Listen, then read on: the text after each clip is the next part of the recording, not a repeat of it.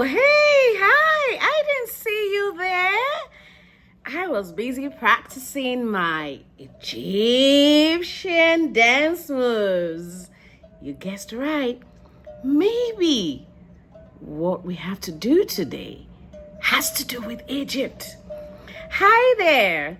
I am Tosinga, a singer, storyteller, and look, I am dressed in what looks like an Egyptian headdress also.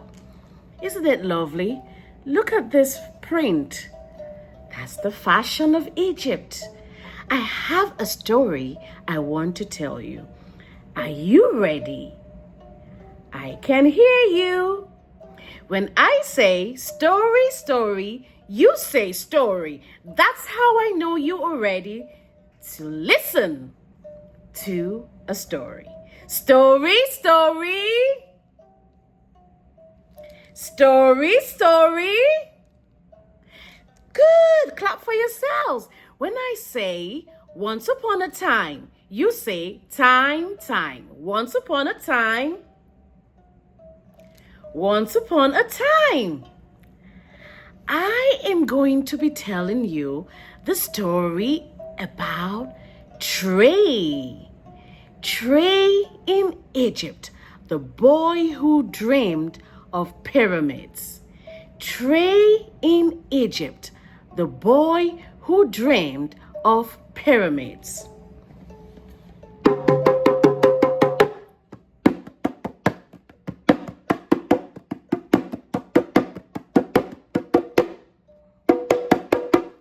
I am welcoming you to Africa. On this day, the morning sun danced over the Caribbean Sea, sprinkling gold across the waves. There was a little boy named Trey. T-R-E, Trey. Trey sat on the sand, tracing triangles with a seashell. He often dreamed of faraway lands, places his teacher said were part of Africa, the great mother continent across the ocean. As the breeze brushed his cheek, it began to hum, soft and steady, like a drum beat.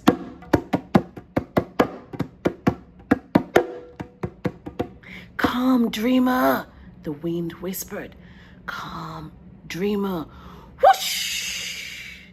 He landed on warm golden sand. But this was no Caribbean beach.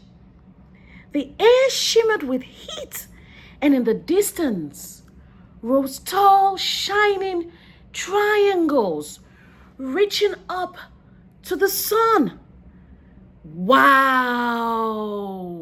Trey gasped. What are those?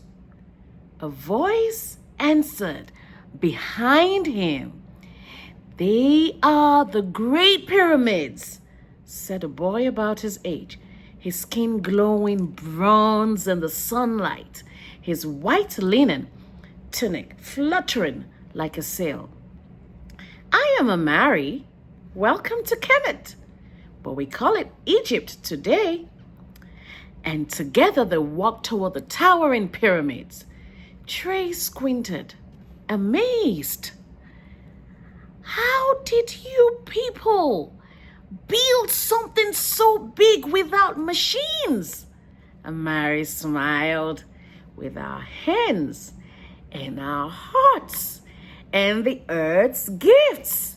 We used stones from the desert, strong and lasting.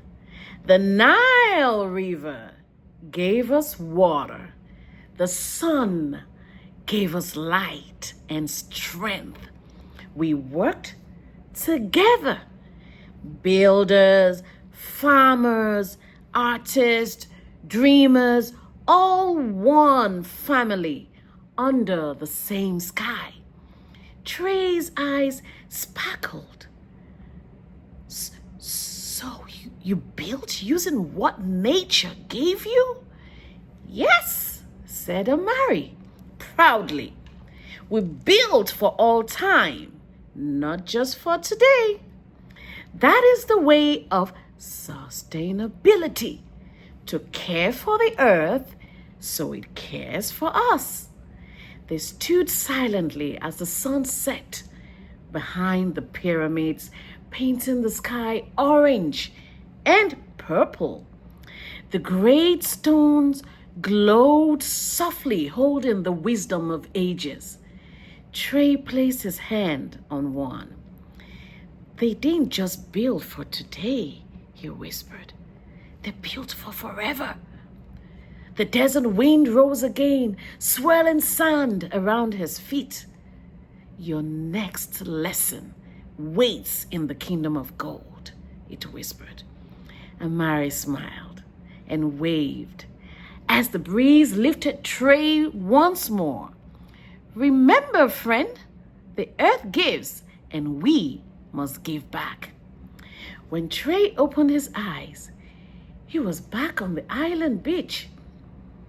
The same golden sun shone above, the same sea whispered below, but now his heart was full of Egypt stories and the spirit of Africa. At school the next day, he stood before his classmates and said, Africa isn't just where our ancestors came from, he said with a grin. It's where great ideas began. The Egyptians used the earth's gifts wisely. The sun, the stones, and the river. If we do the same, caring for our sea, planting trees, and working together, our island will be strong and last forever too.